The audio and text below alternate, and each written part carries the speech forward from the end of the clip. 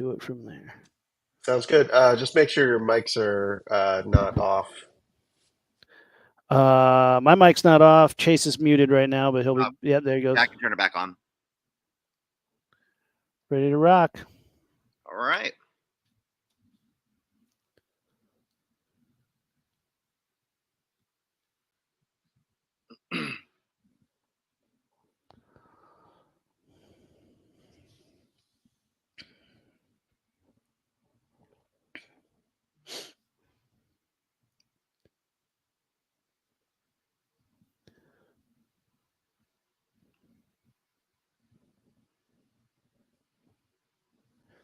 Watching that clock. Oh, look, it's streaming in the theater.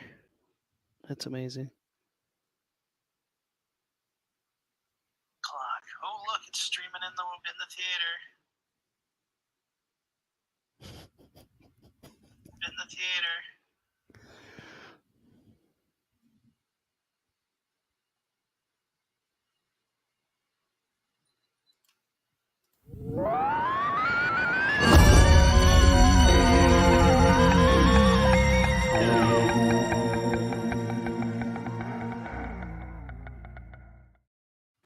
All right, here we are, streaming from the Prophets Theater on the Block of Horror. It's the half-hour horror with me, Aaron McLane, and my co-host. Oh, hey, it's Chase. What's up, man? Hey, how you doing? Exciting day for us today.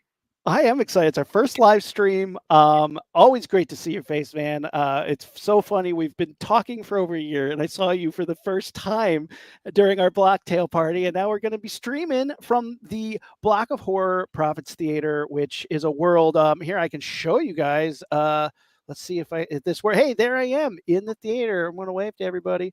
Hi, everybody. We are streaming on YouTube, Instagram, and X, which is crazy cool. It's wild to see this and such a cool place. If you go to blockofhorror.com, click on that, join us in the world, come say hi, come see what's up, come watch the stream. But if you're watching on YouTube, if you're on X, if you're on Instagram, no problem. But that's where we're going to be. We're going to be in the Prophets Theater on the Block of Horror. Today, we have a special sponsor. Half Hour of Horror is presented live in the Block of Horror's Prophets Theater by Red Tower Entertainment. Following the half hour today at 3 p.m. Eastern in the Prophets Theater is Red Tower Entertainment's sneak peek premiere of the 2025 Spooktacular Film Festival selections. We have over 10 films, shorts, horror shorts, sci-fi shorts. It's going to be super fun. Come check this out. We saw their selections the other day for the Red Tower Spooktacular Film Festival, and this is more. This is stuff you did not see on that day. So come check it out. Come hang out in theater. Watch some of these premieres. That's pretty exciting stuff, man. Oh, yeah. This is really a can't miss thing. Of course, get on blockofhorror.com, go web browser, desktop and less laptop only, of course. From what I understand, mobile will be coming soon. But yeah, get on the virtual world. Join us in the Prophets Theater at 3 o'clock, and you are going to see some great horror shorts from Red Tower Entertainment. You don't want to miss this. Don't want to miss it. But today, we're talking about some amazing films from just a legend in the business. We are talking about George A. Romero. It's hard. It's easy to know where to start, but it's hard to know how to start when you're talking about a legend like this.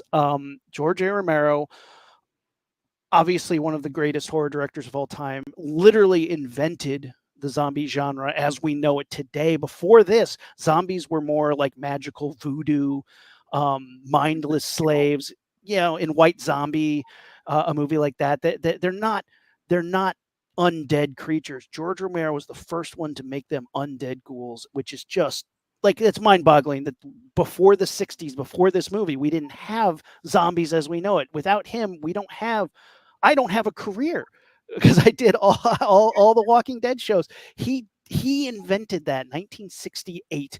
He and his friends are out in Baltimore making a zombie movie, and it is a smash hit overnight. It's one of like the most revered horror films of all time. What was your introduction to Night of the Living Dead? Definitely when I was a teenager, probably catching it on AMC Fear Fest.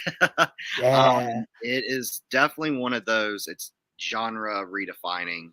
like you said, like before we've had horror movies with killers, before we've had horror movies with aliens, we've had horror movies with monsters and creatures. This was really the first of its kind where we got what we know today as zombies, the living dead, area of your expertise. I And what love do it you think so of the much. living? I saw it. I saw it. So my parents got it for me on a VHS tape. They're like, "Ah, here you go. You like this movie?" And I was pretty young. I must have been like 11, 12, 13. And it scared the living shit out of me. It scared me so bad because you had the moment where the kid kills her mom and the audio gets distorted. That ruined me. That messed me up really good. I was like, ah. Yeah.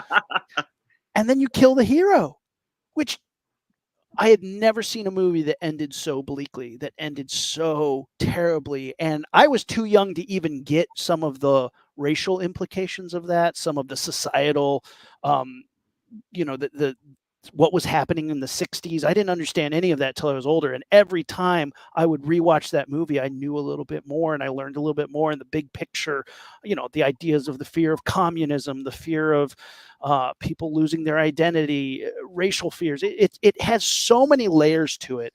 And it's one of those perfect horror movies that you really can't, like, what else are you going to change to it? Give it a bigger budget? Okay. But you don't need it. It shows how easy it can be to make a solid horror movie with some good makeup and some creepy atmosphere. And with the racial implications, this is really one of the first really movies of any genre that I saw where the black man was a hero. You have a black man saving a house full of white people, Yep. trapped in a house full of white people, and saving their asses every second. And it's really interesting. Dwayne Jones is just such a great actor too. He nails it. He has a scene where he talks about where he sees a gas station being overrun by the zombies, and he's so gripping. He's such a good actor, and you really identify with him. And it's interesting because, like, I got to see George Romero speak at my school at a very small venue, and he said, like, when they made it, they didn't think they were making a movie that had any sort of civil rights implications or any sort of racial message. He's like, Dwayne was just the best actor that we knew, and we're like, you're the star, and he's like, all right, fine. And he goes, but then you make it and you realize, oh, by doing this, we've really said a lot.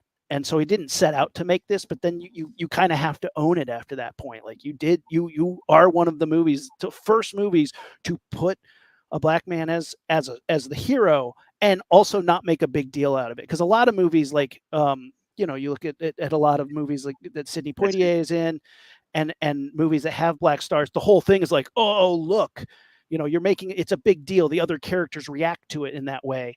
And this movie does have a little bit of that. The dude from the basement is is a total jackass, but at the end of the day, it's more just about survival. And it's brilliant, man. It's so brilliant and so creepy. Oh yeah, oh yeah, and it's just really amazing because this is truly an independent film. Just to see what they were able to do with such a small budget, like you said, just a group of people like, hey, let's make a movie, and just to see what they were able to do is just really amazing, especially for that time. One of my favorite trivia questions when I do horror trivia, one of my favorite questions, I almost don't want to give it away because I love it so much. George Romero got his start as a cameraman on a very popular television show. Do you know what show he got his start on? I have no clue. Mr. Rogers' Neighborhood. Oh wow.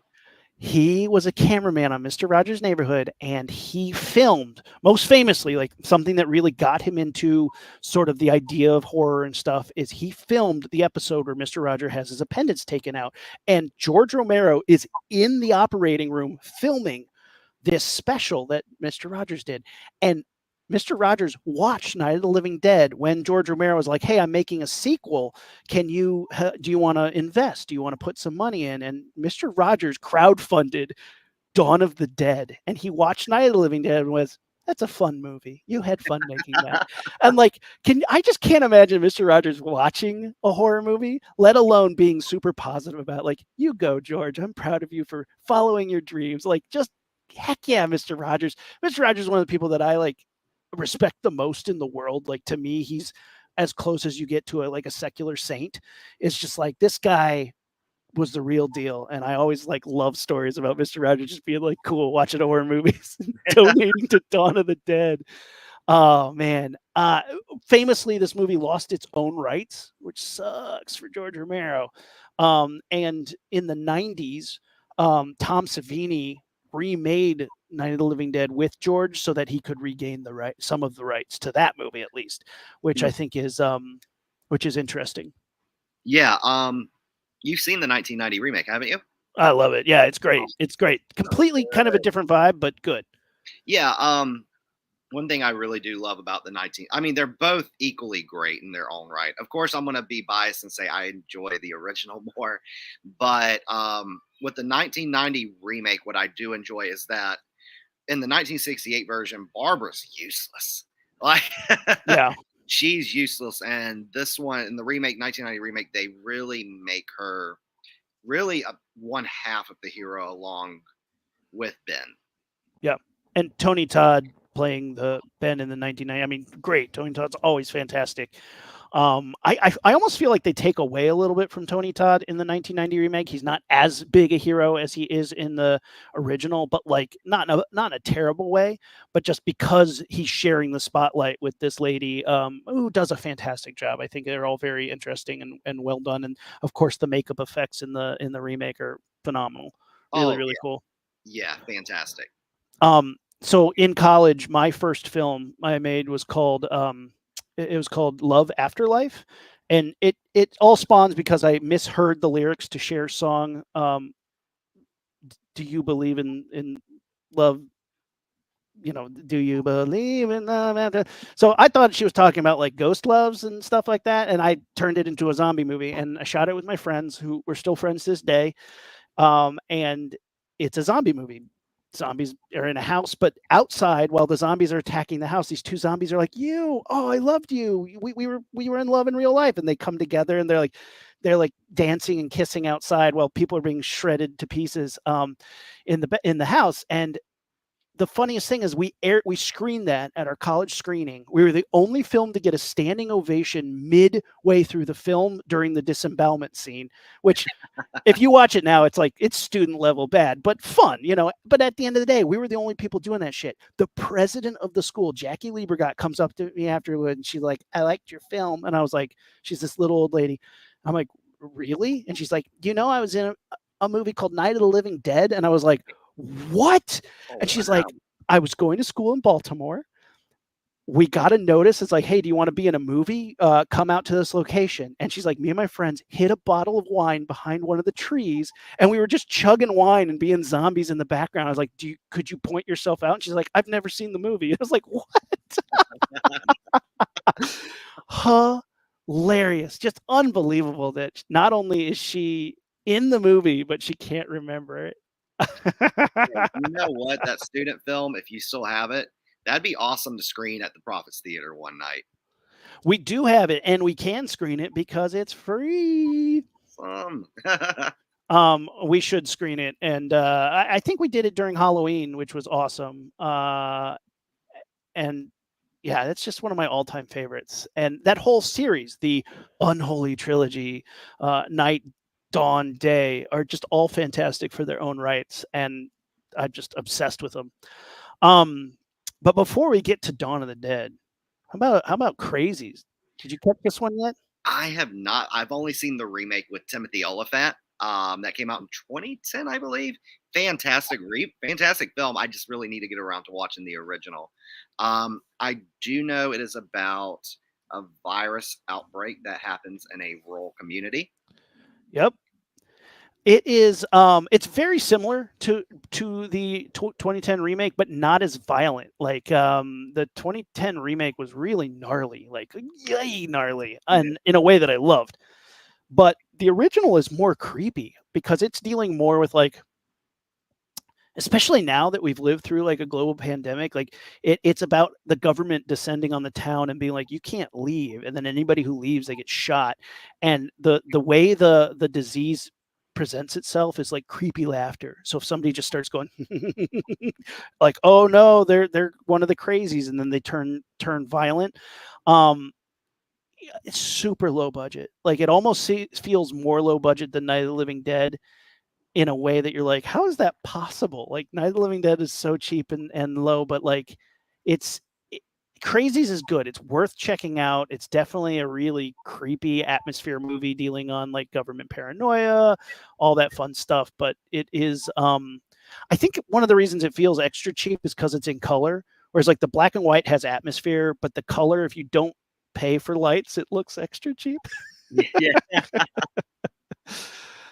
Worth checking out. But especially if you're like, hey, I really like the remake, which is freaking great. That to me is like one of those excellent, like you had something different to bring to the table, worth remaking. So I think both the Crazies are worth checking out for that reason. Yeah, definitely check. I'm gonna have to check out the original sometime this weekend. But yeah, the 2010 one is really underrated. I don't think a lot of people talk about it enough. No, it's been it absolutely is a slept on movie, and I don't think people know that it's a remake either. Yeah, and I think it's kind of been forgotten about over time because the original distribution studio, Overture Films, went out of business later that year. At the end, it came out. The 2010 remake came out in, I think, March of 2010, around that area, February, March, and they were out of business by November. they're the hologram Tupac of film studios. They made one banger and then out. That's so funny. That is, there's some really good points that they're bringing up in the chat in the theater, and one of them is Voice of Kent said, I reckon the video store should have a must-see catalog we can look up that hooks into Letterboxd and Tubi streaming platforms. I think that's a great idea because I do have the Letterboxd lists, and we can start putting links up in the video store of like, hey, half hour of horror, this is what we talked about, because I keep those lists running. Yeah, I think that's a great idea, especially I like the idea about links to Tubi because we do plug Tubi a lot, and a lot of the movies that we do talk about on this series, this weekly series, are on Tubi. A lot of them are. God bless Tubi. Not sponsored, but hey, if you want to, I wouldn't be mad. You could get Tubi, get on the block. We'll build you Tubi land. Why not? I don't know why, but to me, it's going to be a water park. Tubi's water park. One that I watched this week was his next film before Dawn of the Dead, and that was Martin. And this is his take on the vampire story. It's weird. I haven't seen this one. I don't know if I can. If I don't know if I'm like if you're a completist, yes, go watch it. But Martin is. It's like an incel vampire movie because he's not like he's like look, all that stuff in movies doesn't hurt me. Like I'm not afraid of crosses, and exorcism doesn't get me. I don't care about garlic. But like the funny part is he stalks women, injects them with like, I don't know, sleeping syringe. They pass out and then he drinks their blood and murders them. So he's kind of a serial killer, but he's super incel-y, like in a way where he's like, oh, I don't get to talk to women. Nobody wants to talk to me. I have no friends. And he lives with his shitty uncle or cousin who looks like Colonel Sanders. I swear, if you watch this movie, eat it with a bucket of chicken because you're going to be like, Colonel's on screen. Take a bite. It's a weird one, but like if you want to see a different take on vampires, it's worth it. But it's weird and creepy because it's a lot of like stalkerish behavior and like peeping Tom shit where you're like, but it's interesting. Yeah, Martin's interesting. But then he comes with Dawn of the Dead, which 1978. I saw this at like a backyard party. They had a TV on the porch and they popped the VHS tape in, and my life was changed. I had never seen headshots like this. I had never seen violence like this. I had never seen gore on screen like this. Holy cow. When did you see Dawn of the Dead? What were your first impressions? What sticks out to you about Dawn of the Dead as a zombie movie? So, I had originally I had only seen the remake first. I was in high school when the remake, when did that come out? 2000, was it late or early 2004? Yeah, let's see, Dawn of the Dead. I think it's 2004, Zack Snyder. Okay, yeah, yeah. So I think that was early 2004. So that was when I was eighth grade. Yeah. So I saw that one first. Uh, Interesting. then I found out later on it was a remake, and I checked out the remake. But no, uh, with so I was a teenager when I saw the original Dawn of the Dead. But yeah, this one is another all-time great. It really adds. So I think I do love about George A. Romero's Dead movies is that they're all connected, but you don't have to watch them in order like other sequels Yeah. where they can stand. You can just watch them as their own thing. Like I could pop on Day of the Dead and just watch it as its own thing. And then I could just I'm gonna watch Dawn of the Dead next, where I don't have to watch them in order. One thing, the zombie makeup is incredible. I love the gray faces that they do. But depending on the VHS you had, they some of them look blue as hell, like just straight, like as blue as my cup here. Like that's how they looked on the VHS that I had. They look blue. It's not until like later when they did a recoloring of it for Blu-ray and DVD releases did they look actually gray, which Yeah, is just so funny to me because it's like, why are the zombies blue? Nobody mentioned that in the black and white yeah. version because they couldn't see color. That makes sense. Uh, it's brilliant. Dawn of the Dead is great. There's some really fun tidbits on, and I'm trying to think of where to start. But I think one of the best ones is in the beginning of the movie, the SWAT team storms a tenement building, and in sort of a like racially charged raid, they're trying to stop them from hoarding bodies in their basement. And when they go down to the basement and they start shooting the zombies that they're kept in a cage, there's a body wrapped in a sheet that's lying in the corner. And you can see its face, and it's a skeleton. Turns out that was a real body. Now, most skeletons in movies up to a certain point were real skeletons. They were purchased from um, medical supply companies. They were the story that the bodies in Poltergeist are real in the pool scene. Well, yeah, they are real because they bought skeletons. You didn't have plastic skeletons back then. Right. So, yes, a lot of the skeletons are real, but this wasn't a purchased skeleton. It actually it was like nobody knew where it came from. After years down the road, this skeleton ends up in a costume shop in Hollywood in the window.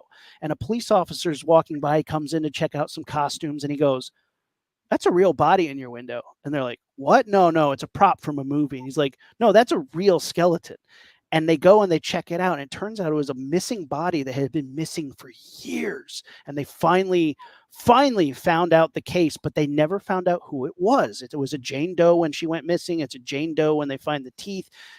And they finally just like, I don't know, I think in the last 5 years, put a tombstone up for her as Jane Doe from Dawn of the Dead. And I always think that that's such a fascinating story that the skeleton became a movie star, Wow. and an illegal skeleton, but like nobody knew. It's just been like handed down from movie to movie for years. What a weird story, man. That's creepy. But yeah, one thing I do love because like you said, the beginning of the movie they raid an apartment building, and it is racially motivated because a majority of the tenants are Black and Puerto Rican. So the officers just go in there, guns blazing, start shooting innocent people, and it is really a difficult scene to watch. But then they move on to the mall scene, which this movie is best known for.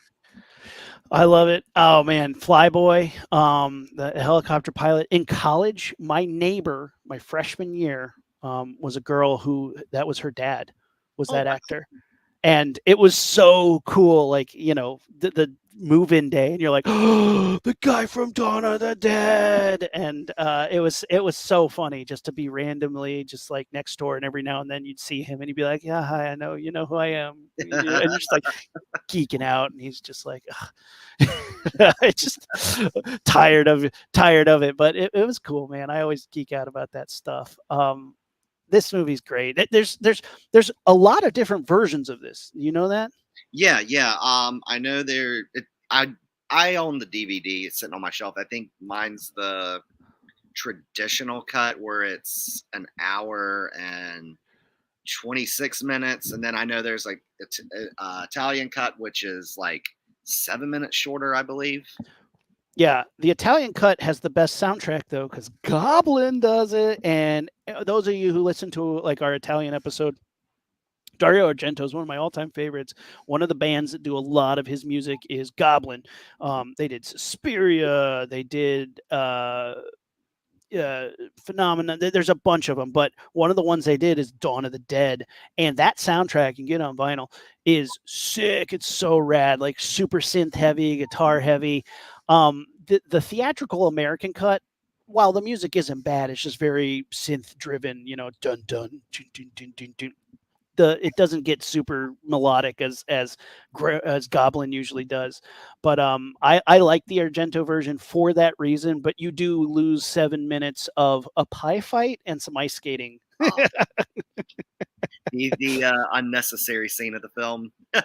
There's tons, because this movie does a great job of showing sort of the mundane day to day. Like, what do you do when you're getting cabin fever? You live in a mall, and I love aspects of that. And then when things go to hell, when Tom Savini and the biker gang break in and all hell breaks loose, like, it just takes so little for you to fall apart, for your little corner of utopia to fall apart, which is just so bleak.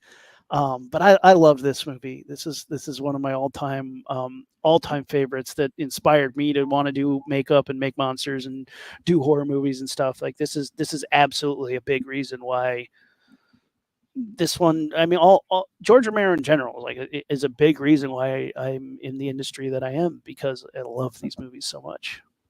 Another fun fact I found out while doing research about this was that they actually used a real mall. Yeah, They it's still there. You can go there. George A. Romero knew the mall manager. He said, "Sure, you just got to film after hours." So they were filming every day from 11 at night to 7 in the morning. Which, I mean, it's not as simple as it seems, because I'm sure they didn't just start shooting at 7 at night, didn't wrap up, or 11 at night, start wrapping up at 7 in the morning. I'm sure they had to haul equipment in and then clean up before 7 o'clock. And I'm sure Yeah, that was the pain. got to clean up all the zombie guts and all the blood. And then, like, also, are you competing with the mall, like, floor buffer? That guy's just walking around with a floor buffer all night. Like, are you having to compete with that? When I watch the movie Chopping Mall, woo, shout out Chopping Mall. Like, I feel that, where you're just like, oh man, going in every night to a location that literally anything could change. You could do nothing about it. Like, if you were filming in front of one store, you weren't allowed to shut that store down. What if they changed their window display? So then the next night it's a completely different window, a completely different sign. I guarantee you they weren't paying to maintain what it looked like. And they're lucky it wasn't post-apocalyptic. When I worked on Walking Dead, the town of Alexandria, the people weren't allowed to cut their grass. People lived in that neighborhood. The company just paid them not to cut their grass and to, like, let the front of their house look dilapidated, which is just so crazy to me that's what we do. It's like, hey, we'll pay you a stipend every month just to not cut your grass and make your house not have paint on it. And it's just like, who does that? Hey, the uh, things people do to make the art we love. I know, right? You got to appreciate it. Keep the train rolling. 1982 Creepshow comes out, and this is like just classic George Romero. It's so fun. I love the first The first two Creepshows are fantastic, but Yeah. the first one just has a special place because of the comic book vibe. This was like pre Tales from the Crypt in the way that we know it, and it just nailed something. You got Stephen King being a total goofball in this movie. Creepshow's a lot of fun. Shout out to Creepshow. Who in the audience who likes Creepshow? Let's see the show of hands. You can press the little smiley face box in the corner and hit a wave your hand. We'll see if people wave their hands in here. But there you go. I love this movie. Have you seen Creepshow recently? Yeah. Oh, yeah. That's annual watch in my Nice. household. Actually, Nice. we like to do a double feature of Creepshow and Creepshow 2. But yeah, you really get the comic book vibe. With Creepshow 2, it's more of a departure. It's more of like, more of like a Tales of the Crypt, where it's like, oh, you get a wraparound segment, and then I think it's 3 other segments. But no, this one, it's, the wraparound segment is, of course, you got Tom Atkins, horror royalty, Love Tom Atkins. Get, who get him a 6-pack. Keep him away from my mom. keep him away from your mom, your wives, your Yeah. sisters. Yeah. Tom Atkins, man. That guy's dangerous. As an abusive father who throws away his son's comic book, and his son gets revenge. Then, of course, you have Father's Day, where a rich family, go every Father's Day to have dinner. And this is actually where we kind of get the zombie segment, where the father that was murdered comes back to life. Where's my cake? That's my favorite gift to send people on their birthday. It's just the head on the platter, like with the candle sticking out of it. You have Stephen King in the next segment as Geordie, as a dim-witted. Is he a farmer, or is he just living? Yeah, he's just a hillbilly. They're making him out to be a Jed Clampett type. Yeah, who finds a comet, and it ends up infecting him and his whole land with kind of a green, mossy plant man shit. Yeah. Yeah, covered in moss. I love that.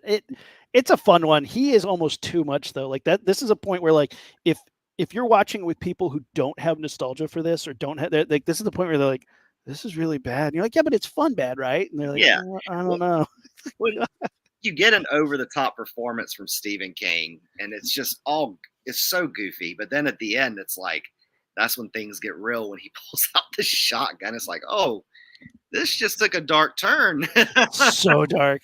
I love it. And then you have the cockroach one. Like, just Creepshow's so fun, and I'm really glad that they made a TV show to keep it going. I wish they had a bigger budget to just make more of them. Like, can we get season 4? Can we get season 5? Let's go. Like, keep them going, guys. I work with a lot of people who work on that show, and they did the monsters, and I just love hearing stories from that set and seeing the product, of just the love of monsters, and story of the week stuff is always really fun. And I really love that they really replicate the vibe of the series of the original movie. I mean, I do love the sequel. The second one's great. The third one, let's not talk about that. That one doesn't count because it's not really a creep show. It's like somebody trying to keep the title Creep Show in their copyright bin. Yeah. For those who haven't seen it, it's basically mid 2000s straight to DVD cash grab garbage. Terrible. Oh, it's so bad. And it's sad too. I mean, like, and I don't begrudge the scripts, but like, they just didn't have the budget to pull it off. And then I don't think they had the strongest scripts either. Mm-mm. But no, then you get the second one, which he did the screen. George A. Romero did the screenplay for. He did the screenplay, but yeah, didn't direct. But he's got some there's great segments in there. I love the black ooze, the raft. So good, and so simple too. Like, it's literally just like a nylon tarp.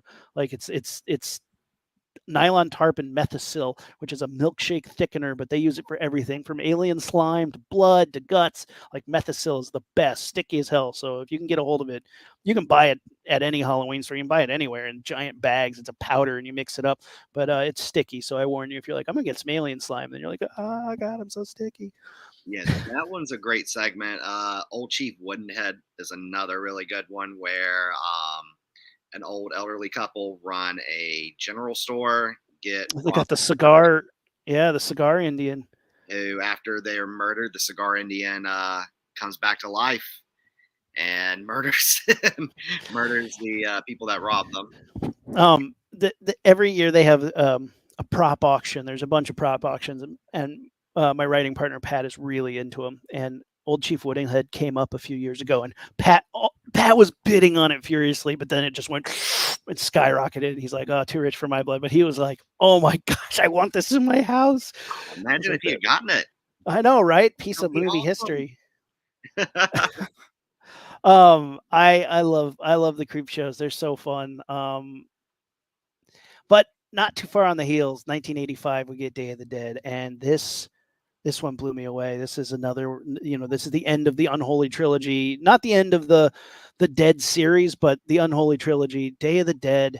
It's people trapped underground in a military bunker trying to survive, and it is it's bleak. We get Bub the zombie who's starting to like regain some memories and evolve again, and you get the great salute at the end. Some great villains, some great sound bites. Hello, hello. If anybody's into Gorillaz, the end of their first album, has sound clips playing underneath it from Day of the Dead. Is anybody out there? Hello. Dun, dun, dun, dun, dun, dun, dun. Freaking amazing. But Day of the Dead has some of the best gore in it. How about this one? Where does this rank for you? Do you like this one as well? Yeah, I do love this one. I would say I think I enjoy Dawn of the Dead and Night of the Living Dead a little bit more just because of the simplicity.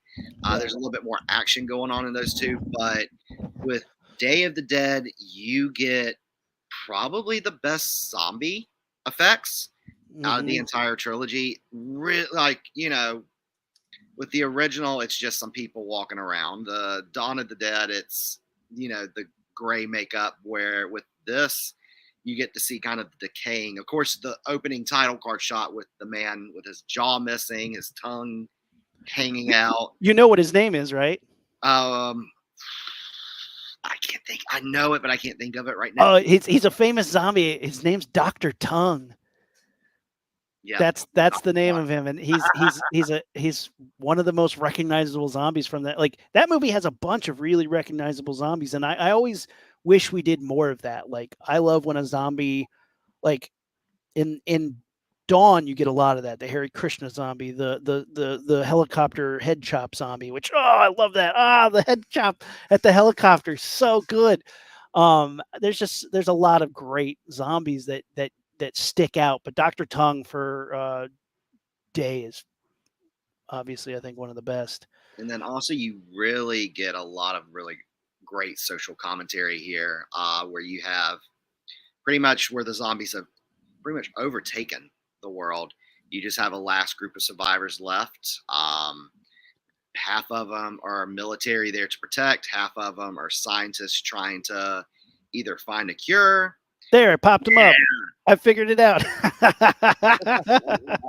So yeah, there's Dr. Tongue for you. Oh, gross, gnarly. I love it. But yeah, the other half are soldiers or scientists trying to either find a cure or slow down what's going on. And I forgot his. Hold on, let me get his name. He's the original captain died. Joseph Pilato. Yeah, and then you get Captain Rhodes. Captain Rhodes, yeah. Who basically runs it as a dictatorship, uses a lot of intimidation, a lot of threats to basically get what he wants. And, it really shows where these people who are the last survivors, instead of showing kindness and trying to really help each other out, they're at each other's throats and trying to one up one another. And it's just bleak. It's using like systematic control and the last of like authoritarianism and like who's in charge. And there's a lot of that vying for authority in this movie. And I think that's interesting. It does create an interesting power dynamic. But it does feel very contained in this bunker, which to an extent is good. We get, you get to spend your money on cool effects as opposed to locations. I love they go into Dr. Frankenstein's lab and there's this guy on the table and he leans up and reaches for him, this zombie, and his guts spill out. I always thought that was just such a cool visual. The guy with the brainstem sticking out, that was really awesome too. This has just some great gore effects. Classic Tom Savini, KMB, Greg Nicotero working on this one. I have a story about Joe Pilato, who played Captain Rhodes. Me and my buddy are in this place called the Cowboy Bar in Pasadena. And we're talking horror movies and All of a sudden, this guy goes, "What movie has the best headshots ever?" And I turn around and I go, "Well, it's Dawn of the Dead." Obviously, he's like, "Damn straight." And I'm like, "Oh my gosh, it's the guy from Day of the Dead." And we start talking. He's like, "Yeah, yeah, yeah. All right, which one of you fucks is buying me a shot?" And he ran our tab up so hard, and we got so ruined drinking tequila shots with him because I was like, oh, I mean, I'm not going to say no. I should have said no. I was ruined. I don't think I've been more hungover in my life from tequila shots with Joe Pilato just because he was in Dawn of the Dead. But hey, you do it for the stories, right? And like, he was talking about, and like everyone who's heard the director's commentary knows this story, probably have heard this story, but to hear him tell it is great.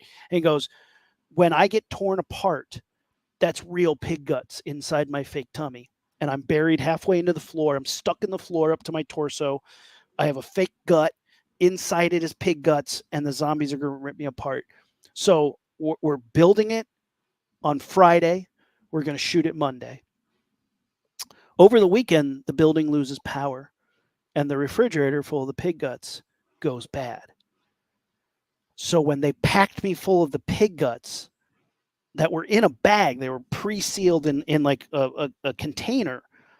So they didn't smell it putting it into him. But when the zombies rip it open and start pulling out the guts, that smell hits him and you can see it on his face. He like goes cross-eyed. He's like, "Oh God." And he's like, "You couldn't, like, it was everything we could do not to puke." And the zombies are like putting that in their mouths. I'm just like, to hear him tell it, I'm just like, I don't need any more tequila. I don't need any pizza. I need to go home.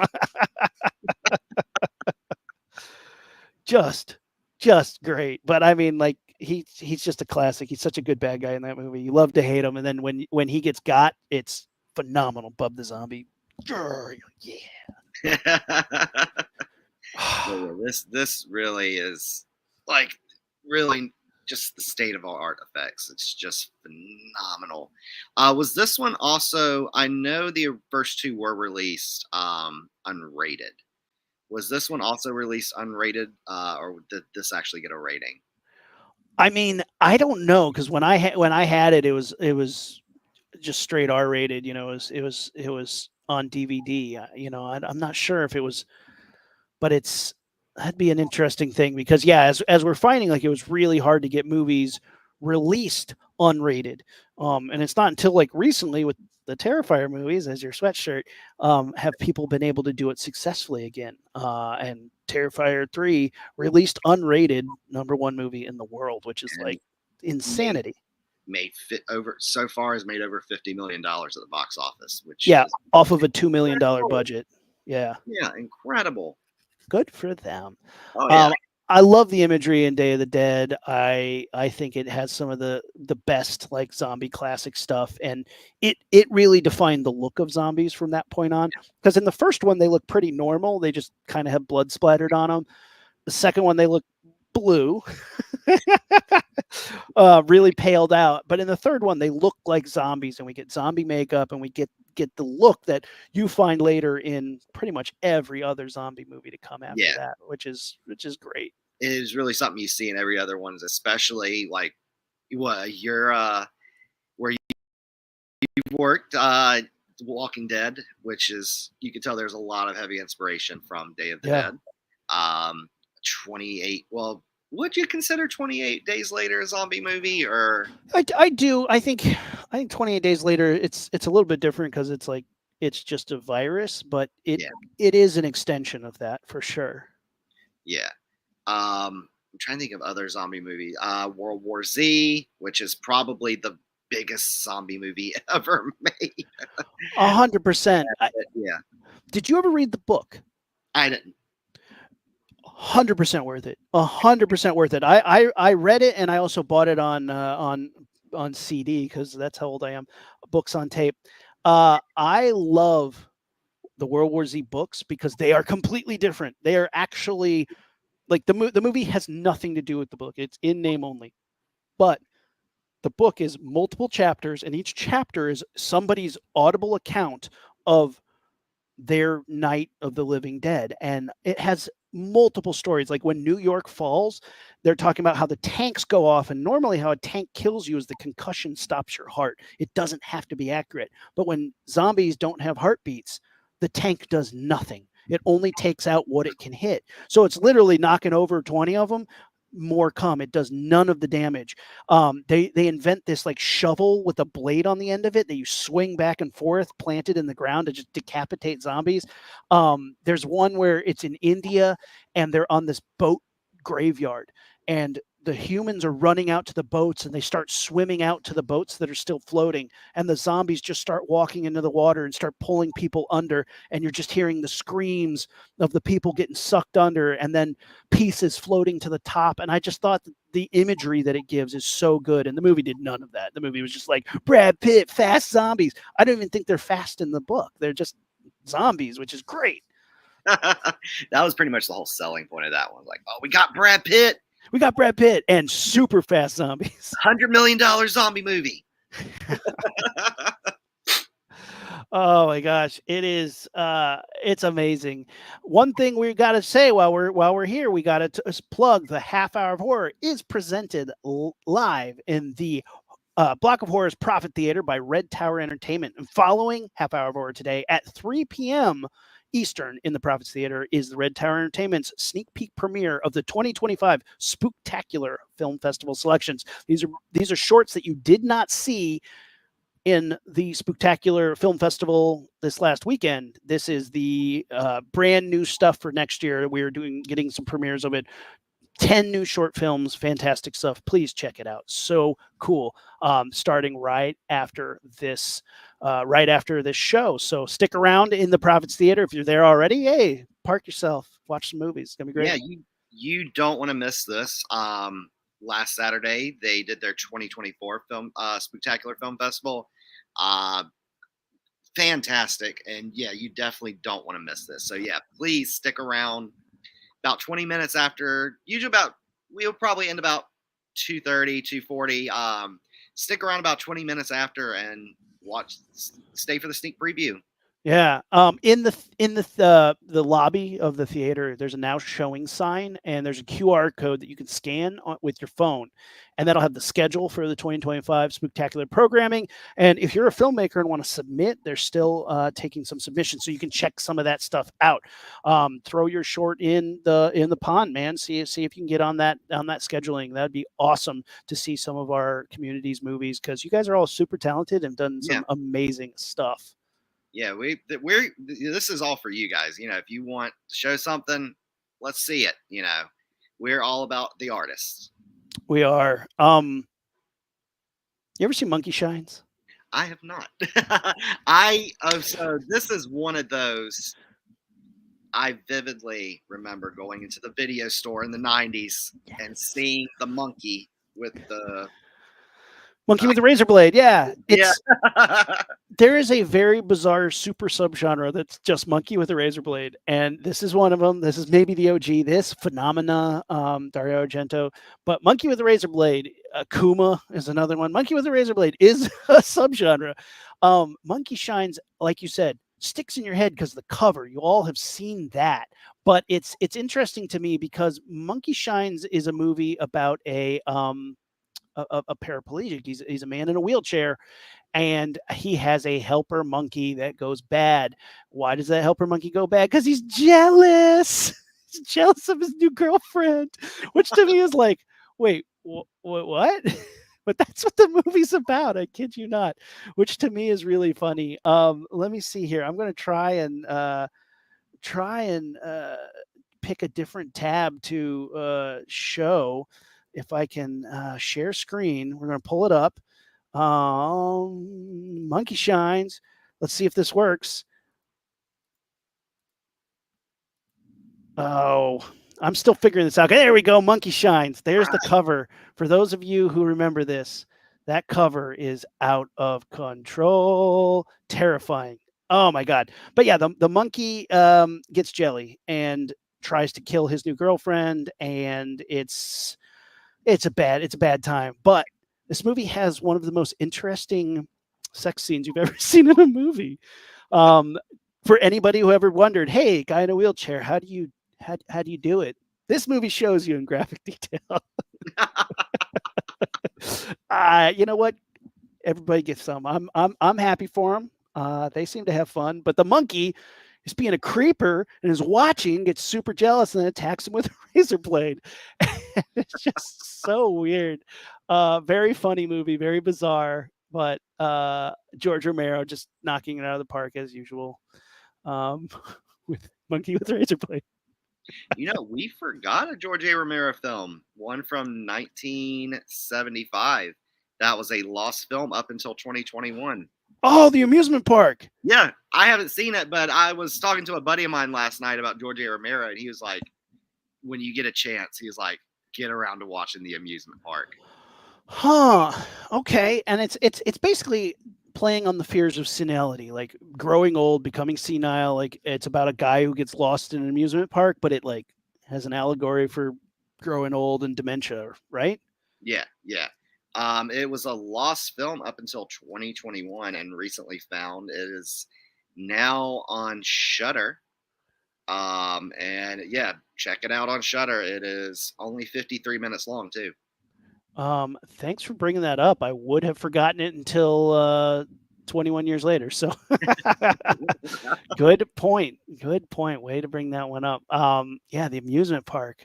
George Romero's lost film. An elderly man sets out for what he thinks will be a normal day at the amusement park and is embroiled in a walking nightmare because I think he gets totally he kind of loses it and gets lost. It's got a great cover. Like the poster's really fantastic. Um, and what it seems here is like it's a fantastic commentary on the treatment of the elderly, but like it's really painful. Like it's you feel so bad for this guy, and I think that Right. has been my barrier to entry. Right. Yeah, it's weird because after this, we get the remake Night of the Living Dead, and then kind of we get into the remake era. He does do Two Evil Eyes, which is a co Dario Argento, George Romero anthology thing where they're doing Edgar Allan Poe movies, which is super cool and super gory. So you have George Romero does one with Adrian Barbeau called the Facts in the Case of M. Vladimir, which is a very long title, but George Romero directs it, starring Adrian Barbeau, and then The Black Cat, directed by Dario Argento, stars Harvey Keitel. They're super gory at moments, which is great. Some gnarly makeup effects in it, really fun, but kind of a disjointed anthology, if you ask me, but not bad. Super fun. Yeah. And like you said, this is kind of the lull period of George A. Romero's career. Of course, we got like the 1990 Night of the Living Dead, 2004's Zack Snyder remake, Dawn of the Dead, which I watched recently. It honestly kind of combines elements of all three of the original trilogy. Fantastically, yeah. Oh, yeah.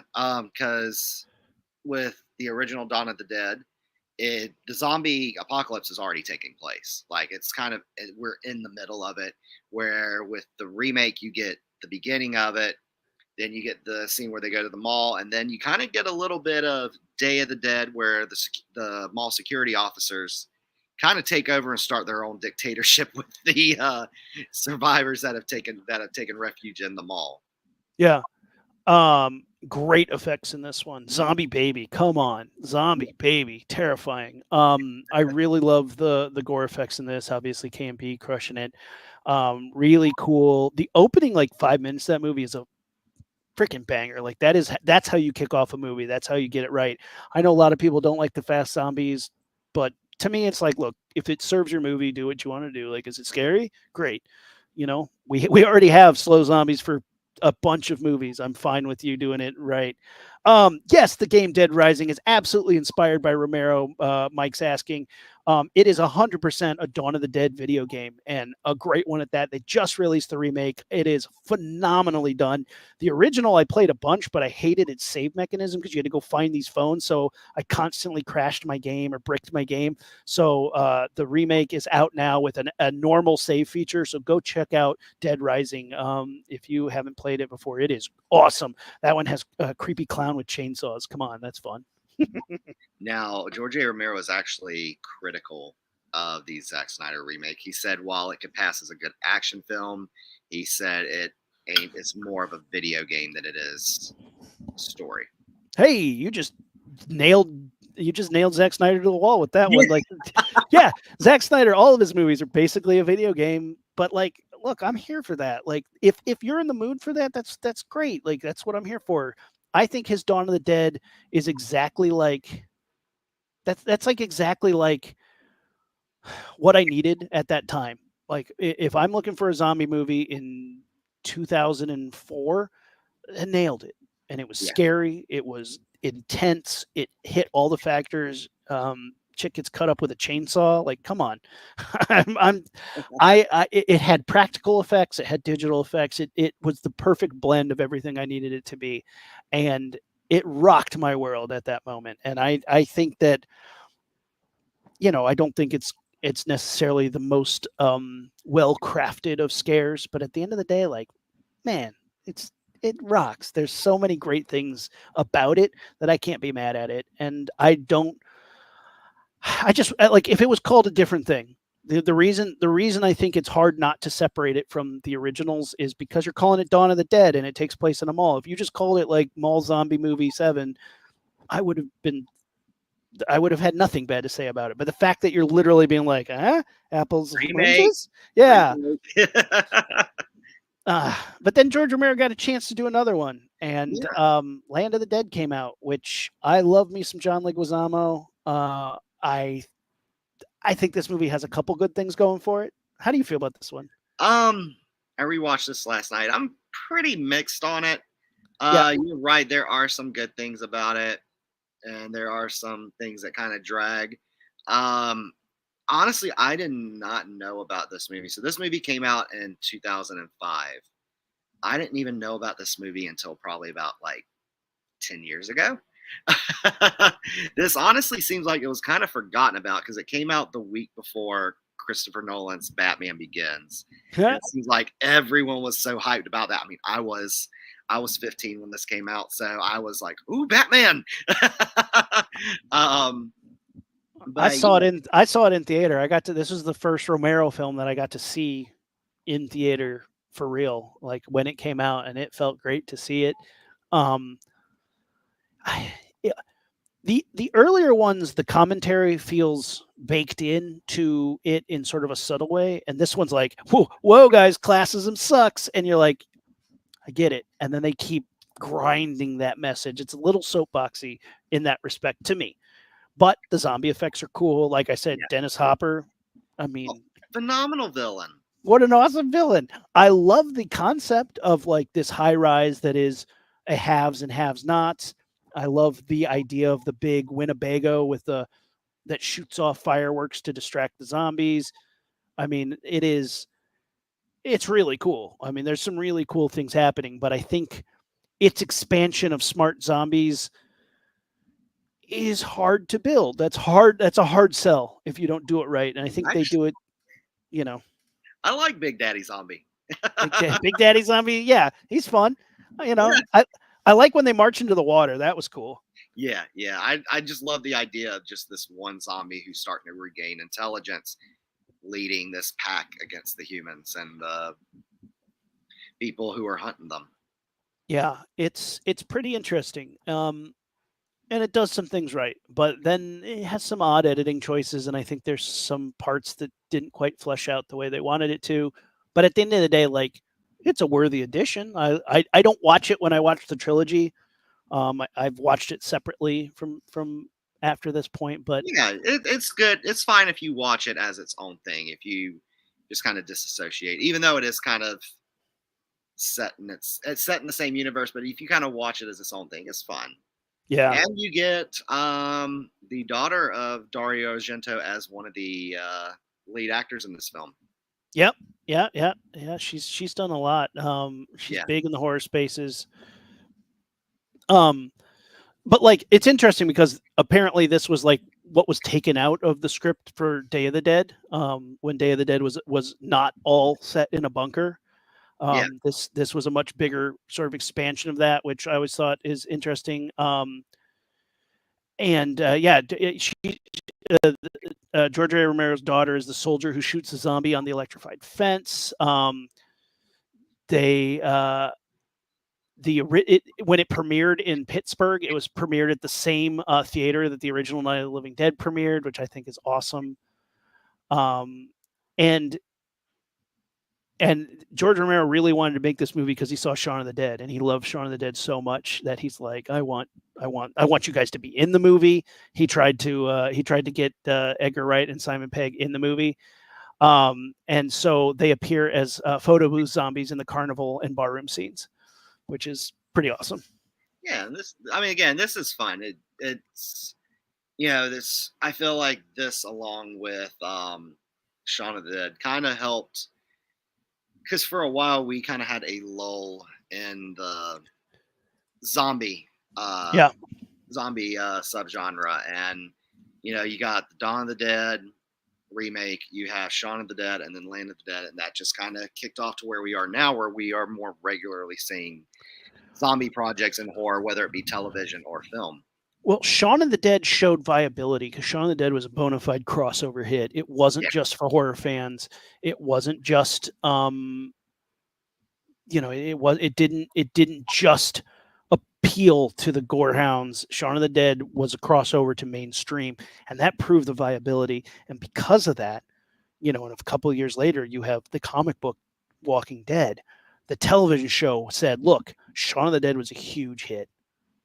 This can work. And so right. Shaun of the Dead really, really kicks off zombies in a way that made what we have today, which is nonstop zombies all the time.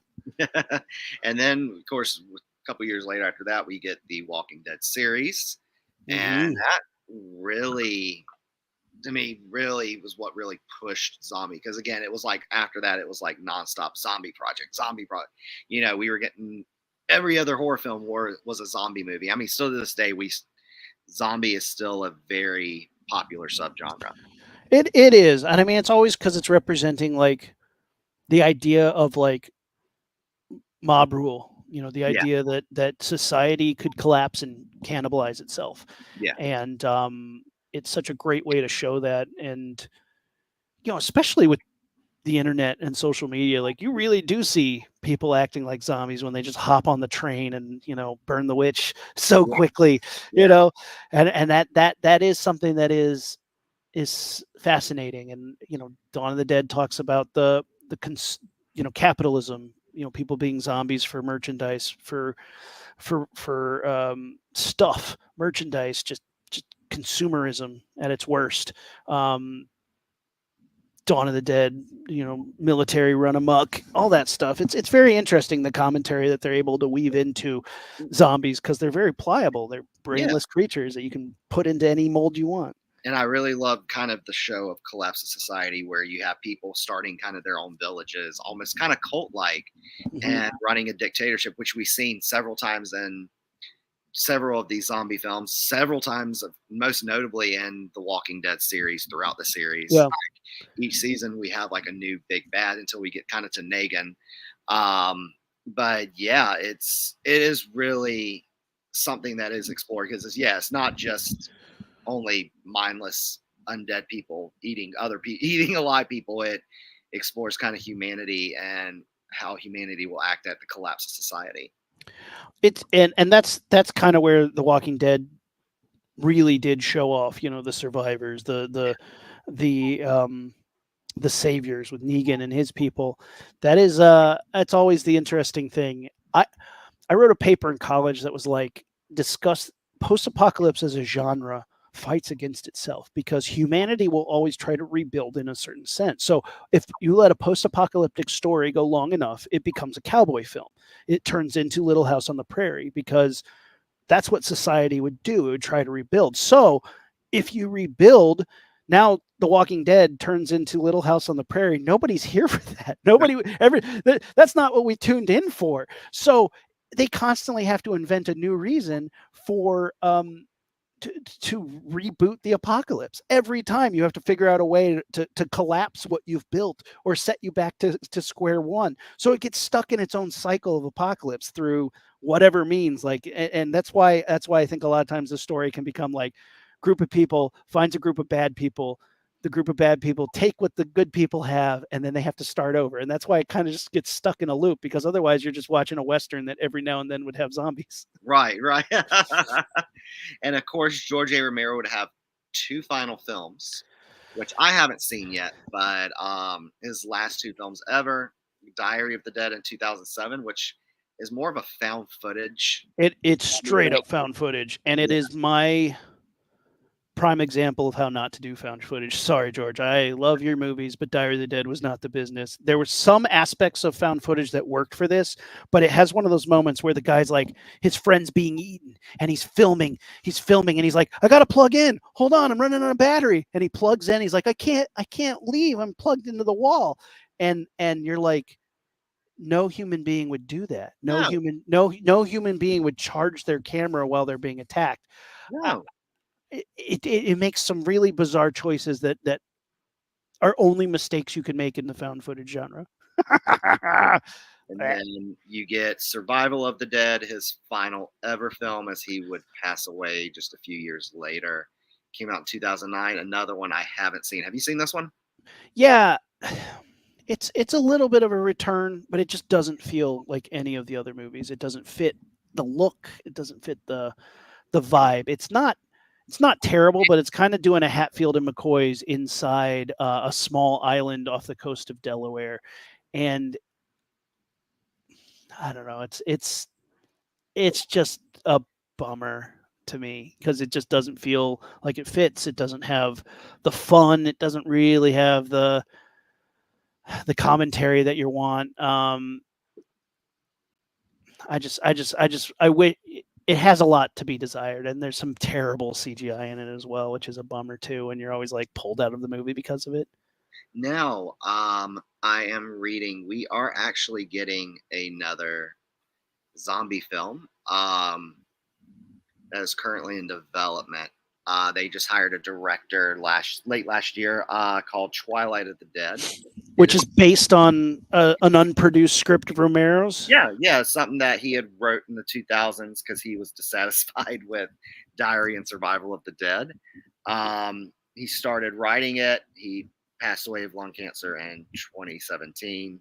And then in 2021, they put the film back in development under his widow, Suzanne's supervision. That's cool. They just recently hired a director, Brad Anderson, who has directed such films. Let me look at his filmography. Session 9. Oh, I love Session 9. Session 9. He did The Call, a 2013 film with Halle Berry. Mm-hmm. Okay. And yeah. Well, Session 9 is a good vibe for this. I think that would be really cool. Something else we didn't get was the George A. Romero movie of Resident Evil. He was slated to direct a Resident Evil movie. They were working on it, but a different zombie movie did not do well, and so they canned it.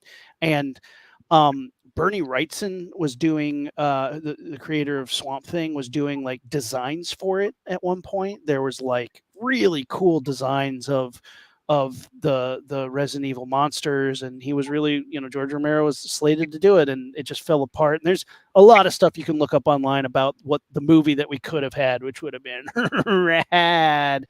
It is it could have been really cool. So unfortunately we didn't get that, and instead we got the other, which they're fine. They are what they are. They're fun. They get more fun as they get stupider to me. Like when you're into like the 3D ones and like the 6th and 7th one, I'm like, yeah, I'm having fun. But then you get that recently canceled Netflix series, which I've heard was just absolutely awful. Yeah, it was pretty bad. It was pretty bad, which is too bad because Resident Evil is a great game. If you guys aren't playing the Resident Evil 2 remake or the Resident Evil 4 in VR, like those games are just great. They're so fun. They're so good. Resident Evil did its own spin. Like it took George Romero and then infused some like cool J horror into it with like some Hideo Kojima weirdness that I love. Those games are great, but super bizarre and crazy. Yep. So yeah. So even though he is long gone or has unfortunately left the world, we're gonna get one last film from them. I'm excited for that. I am too. What a legacy, though! Like, holy cow, you invented a genre literally that changed the face of everything, and like literally changed my life. Like, if it wasn't for Night of the Living Dead, I mean, who knows what I'd be doing? Maybe something else. But like, Walking Dead has made my adult life a very interesting place to be and a super fun place to be. So, and like, you wouldn't be there if it wasn't for Night of the Living Dead and what George Romero made for it. And I when I made my zombie film in college, there on the behind the scenes commentary, there's me saying it's like talking about how much it was like I wish I could just make zombie movies the rest of my life, and I basically did, and being like, my dreams are too big for my budget, and then now I'm working on big budget zombie stuff, which is that's just crazy to think that that trajectory has just been there since 2000. Yeah, this summer you were working hard on Dead City season Dead 2. City. Next year, Dead City season 2 will air in the spring, I believe. And guys, it's crazy. The stuff we're doing, the stuff we're finishing, we're seeing all the episodes put together, and I think some of the sequences are bigger than anything The Walking Dead has ever done, except at like its biggest. Like, we have some insane, huge set pieces, big battle stuff that's just really exciting. So hopefully you guys will like that. But yeah, as we mentioned earlier, and need to plug again because we're so excited for it, Half Hour of Horror is presented today by Red Tower Entertainment. And at 3 p.m. today, which is in 20 minutes. 20 minutes. Right here in the theater that many of you are watching in. Thanks to everybody who showed up in the Prophets Theater live. Give a big wave, everybody. I'm super excited that you guys are here, and it's just so great to have everybody sharing in the blog of horror. Yeah, so stay right here, keep seated, and check out the Red Tower Entertainment sneak peek premiere of the 2025 Spooktacular Film Festival. Until then, let's do some plugs. Chase, what else do you got? Yes, you can catch me here at the Prophets Theater every Saturday with you on Half Hour of Horror. Yeah, our new Half Hour Horror live stream edition. Yeah, this is our new home. We're going to be doing it here. This is exciting. I'm so pumped. Still stuff to learn. I gotta figure out how to use these streams right, but we will be doing it here. Also streaming on X, on Instagram, on YouTube. All things at Blog of Horror, guys. Join us in the world. Go check it out. Go to Horror Hounds. Go look at some tapes. Go to the mall. Buy some coffee. Buy some stuff from Killstar. Yes. Cult of Cult. Cult of Cult. There's some amazing brands partnered with us, and you can go buy stuff from them for realsies. It'll come to your house. Enjoy the block, meet some people. We're building this thing out. We're planning what next to put in there, planning to make it more efficient so it loads faster. We got a lot of stuff we're working on, but we love that people have responded so well, and the film festivals and the screenings have been super fun. And we got to give away some blood coin. Yes. I think Romero is a great, Yeah, the man's name. fantastic. Fantastic. Let's throw him in there. Romero, get you some blood coin if you're into that. We will be implementing blood coin into the block soon enough. So if you've been collecting blood coin in our Discord, you might have some use for it coming up soon. We got a vending machine where we'll get some wearables going. It's going to be really awesome. And then me, obviously, Saturday here, my man Chase, and then we will be doing also the Launchpad podcast every other week. Me and my old college roommate talk bullshit about movies and interview really cool people. So that's at Launchpad Pod on all things social. But guys, thank you so much. And it's been wonderful and great to see everybody. Hit us up on social media. And if you want to continue talking, meet in the Discord, we're live on the block. So we appreciate you, and we'll see you next week. Bye, guys.